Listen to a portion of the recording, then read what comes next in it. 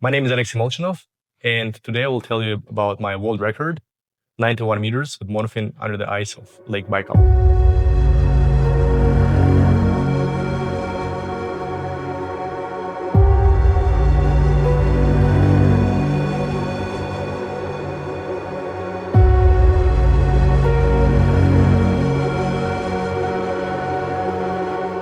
This year, it was quite cold outside. It was minus 17 to 20 during the day of the dive.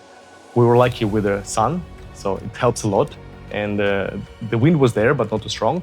If it's no sun, if it's really windy and minus 20, you need to be careful and prepared logistically. Like how far is it from their tent to the diving spot? And if it's far away, you might get cold, even if you spend extra 5 minutes.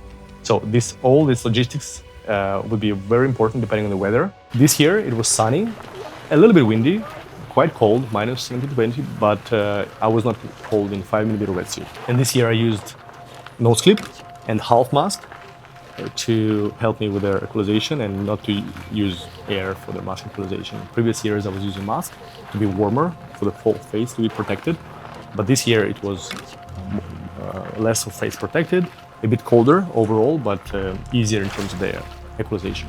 The water is close to zero next to the surface, but when you dive deeper, it's -3, -4 degrees Celsius. You don't really feel the difference. It's still very, very cold. And it's really hard to equalize in the cold water. The lips don't really work the same way. The muscles don't really work in the same way. So it's really hard to actually create pressure and equalize the air. So I would say that's another challenge to be ready for. It's a challenge dive. I would say if you think about equivalent with a warm water dive, it's very close in terms of effort to like plus 30-meter dive in the warm water, like something like 120 plus for sure. This year I was diving in 5mm wetsuit and I was able to use less weight, 2 kilograms. So overall the dive was a bit easier compared to the last year. And I was able to make a better aero position, be more streamlined. It felt like a nice dive in terms of overall effort. To verify the record, currently at the surface you need to do surface protocol. Here with this event, it's the Freediving Federation rules, and to validate the record, you need to show the OK sign only.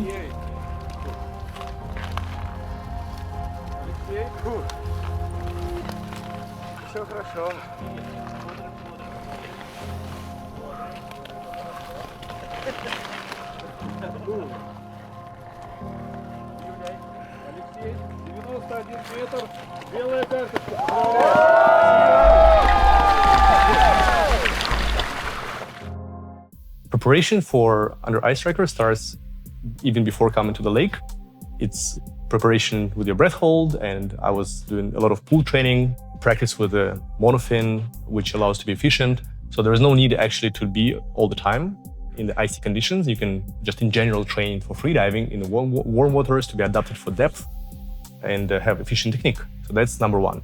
Then actual adaptation to the cold water can start also in the warm water conditions in the pool where you adapt to the gear. So making sure the gear is fitting, the wetsuit, the gloves, socks, everything is there and fitting, and you know how to dive with it because it's harder. With a thicker wetsuit, with just in general heavier gear, you spend more energy moving underwater, and it's harder to dive, harder to move, harder to be streamlined underwater. So just getting used to this effort is important. The cold itself, I would say it's a challenge, of course. It's another challenge where you lose energy, you lose heat. So you need to be fast, you need to warm up and be ready for the dive fast. I would say it's the last step. The preparation in general as a freediver is important, and adaptation with your equipment is important. This event becomes annual, and if anyone wants to test their abilities under the ice, welcome to this Under Ice festival. I'll be also training to dive deeper and attempting new records next year. And we want to see more records without the wetsuits. I'm not the one, I don't really, I don't feel ready for such records, but if anyone is ready, welcome. And not only in professional discipline, like you can test your abilities in amateur disciplines where it's just diving under the ice distance. That's something we also organize here, and we have a lot of amateurs, not professionals, who just want to experience the Baikal Lake and dive under the ice 10 meters, 20 meters, like a safe distance, following the rope. And I would say that's really like an amazing and a beautiful experience, just to be under the 1 meter thick ice in Baikal. So welcome and see you at the next event.